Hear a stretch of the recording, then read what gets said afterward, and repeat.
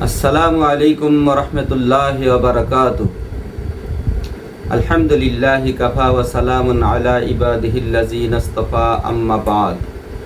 আউযু বিল্লাহি মিনাশ শাইতানির রাজীম। বিসমিল্লাহির রহমানির রহিম।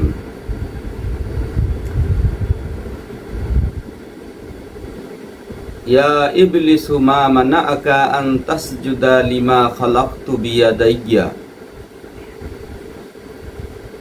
মহান আল্লাহ পাকের শুকরিয়া আদায় করছি যে আল্লাহ তাআলা আমাদেরকে এই পৃথিবীতে মানুষ হিসাবে, আশরাফুল মাখলুকাত হিসাবে প্রেরণ করেছেন। এই জন্য শুকরিয়া আদান সেই সত্তার শানে আলহামদুলিল্লাহ।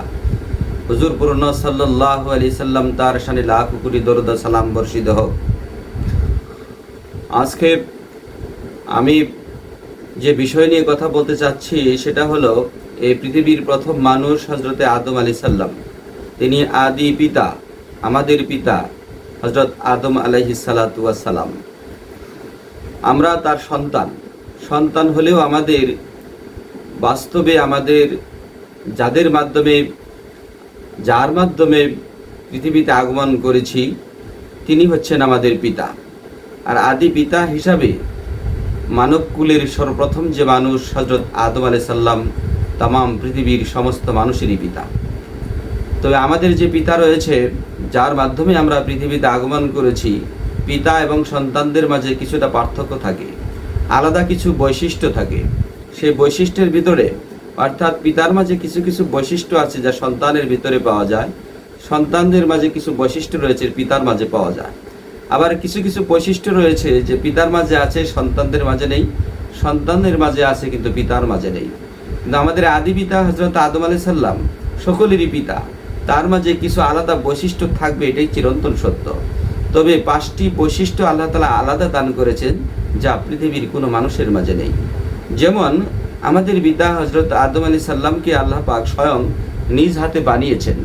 তিনি আমাদেরকেও বানিয়েছেন, কিন্তু হাত দ্বারা বানান নেই। আদম আলাইহিস সালামকে স্বয়ং নিজ হাতে বানিয়েছেন, যা তিনি আমাদেরকে জানান। তিনি বলেছেন, ইয়া ইবলিসু মা মানাআকা আন তাসজুদা লিমা খালাকতু বিয়াদাইয়া। এই আয়াতের ভিতরে শেষ অংশ যে বিয়াদাইয়া বলেছে, এই বিয়াদাইয়া বলতে আল্লাহ পাকের নিজ হাত বা কুদরতকে বোঝানো হয়েছে।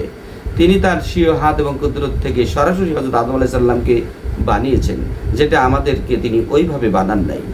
দ্বিতীয় যে বৈশিষ্ট্য রয়েছে সেই বৈশিষ্ট্য হচ্ছে আল্লাহ তাআলা স্বয়ং আদম আলাইহিস সালামকে মাটি থেকেই তিনি তৈরি করেছেন, যা আমাদেরকে তিনি স্বয়ং মাটি থেকে ওইভাবে বানান নাই যেভাবে আমাদের পিতা হযরত আদম আলাইহিস সালামকে বানানো হয়েছে। যেমন তিনি বলেছেন, খালাকাল্লাহু আদামা মিন তুরাব। অন্য জায়গায় তিনি বলেছেন, ইযা ক্বালা রাব্বুকা লিল মালাইকাতি ইন্নী খালিকুম বাশারাম মিন তিন। এই আয়াত দ্বারা প্রমাণিত যে তিন থেকে বা তুরাব থেকে আল্লাহ তাআলা আমাদের পিতা হযরত আদম আলাইহিস সালামকে বানিয়েছেন। তিনি ওইভাবে আমাদেরকে সরাসরি মাটি থেকে তিনি সৃষ্টি করেননি। তৃতীয় নাম্বার যে বৈশিষ্ট্য রয়েছে, যে বৈশিষ্ট্য হচ্ছে যে আল্লাহ তাআলা যে রূহ আমাদের মাঝে দিয়েছেন এবং আদম আলাইহিস সালামকে যে দিয়েছেন, এই দুইজনের দেওয়ার ভিতরে অনেক পার্থক্য রয়েছে। যেমন আদম আলাইহিস সালামকে স্বয়ং আল্লাহ তাআলা নিজে ফুঁকিয়ে দিয়েছেন, কিন্তু আমাদেরকে রূহটা ওইভাবে সরাসরি ফুঁকিয়ে দেন নাই, ভায়া ভায়া ফেরেশতার মাধ্যমে আমাদের ভিতরে প্রবেশ করানো হয়েছে। যেমন তিনি বলেছেন, ফাইদা সাওয়াইতুহু ওয়া নাফাখতু ফীহি মির রূহি। এই আয়াত দ্বারা প্রমাণিত যে আল্লাহ তাআলা আদম আলাইহিস সালামকে স্বয়ং তিনি নিজের রূহ ফুঁকিয়ে দিয়েছেন, যেটা তিনি আমাদের মাঝে করেননি। চতুর্থ নাম্বার বৈশিষ্ট্য আমাদের পিতার যেটা রয়েছে পৃথিবীর বুকে কারো নেই, সেটা কি, ওয়া আল্লামা আদামাল আসমাআ কুল্লাহা।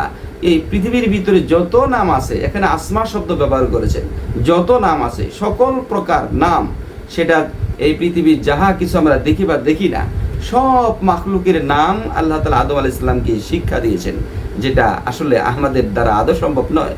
হাতে গোনা মুষ্টিময় কিছু সংখ্যক বস্তু বা নাম শুধু আমরা জানি, কিন্তু আমাদের পিতার যে আলাদা একটা বৈশিষ্ট্য আল্লাহ দিয়েছেন, সকল বস্তুর নাম আল্লাহ তাআলা আদম আলাইহিস সালামকে শিক্ষা দিয়েছেন।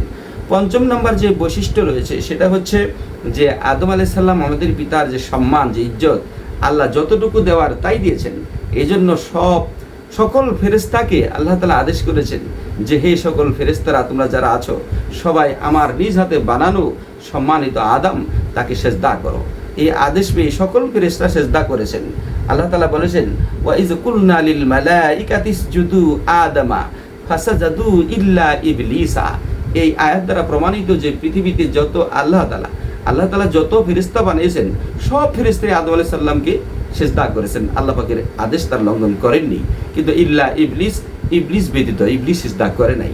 তাই আল্লাহ তাআলা ইবলিসকে ডেকে বলেন, কেন করলে না? আমার তো এটা আদেশ ছিল, সে সম্মান পাওয়ার যোগ্য, তুমি সম্মান দিবি, আমার আদেশ পালন করবে, কেন তুমি সিজদা দিলে না? কিন্তু সিজদা দেয়নি, সে উল্টা সে যুক্তি প্রদান করেছিল আল্লাহর সঙ্গে, কি আনা খায়রুম মিনহু খালাকতানি মিন নারিন ওয়া খালাকতাহু মিন তিন। হে আল্লাহ, তুমি তো আমাকে আগুন দিয়ে বানিয়েছো, তাকে তো মাটি দিয়ে বানিয়েছো, আর মাটির গুণ তো নিচের দিকে যাওয়া, আর আগুনের ধর্ম তো উপরের দিকে যাওয়া। উপরের বস্তু বা উপরের জিনিস তো নিচের নিম্নগামীকে কোনো সেজদা করতে পারে না। এটার এই একটা অহংকার তার ভিতরে জাগ্রত হলো। আল্লাহ তাআলা এই অহংকারকে পছন্দ করেননি। গুসা হইয়া তাকে ডেকে বলেন যে কি, ক্বালা ফাখরুজ মিনহা ফাইন্নাকা রাজিম, আজ থেকে তুমি রজিম, তুমি অভিশপ্ত, তুমি এখান থেকে বের হয়ে যাও। আল্লাহ তাআলা অভিশপ্ত করে সে আজাজিল ফেরেশতাকে অভিশপ্ত করে এই দুনিয়াতে পাঠালেন, আর আদম আলাইহিস সালামকে সম্মানিত করে এই পৃথিবীতে পাঠালেন। এই সম্মান আর অসম্মান দুইটার লড়াই পৃথিবীতে চলছে। এই লড়াইয়ে জয়যুক্ত হবে যদি আমরা তার বিরুদ্ধে, এই ইবলিসের বিরুদ্ধে লড়াই করে জয়যুক্ত করতে পারি, তাহলে দুনিয়াতেও শান্তি পাবো, পরকালেও মুক্তি পাবো। আর যদি তার কাছে আমরা পরাজয় হয়ে হেরে যাই, তাহলে আমাদের গঞ্চনা বঞ্চনা দুনিয়াতেও হবে, পরকালেও এককভাবে শাস্তি ভোগ করতে হবে। এজন্য আসুন আমরা সবাই আল্লাহকে বন্ধু বানাই, শয়তানকে প্রত্যাখ্যান করি। ও আখিরে দাওয়ানা আলহামদুলিল্লাহি রাব্বিল আলামিন।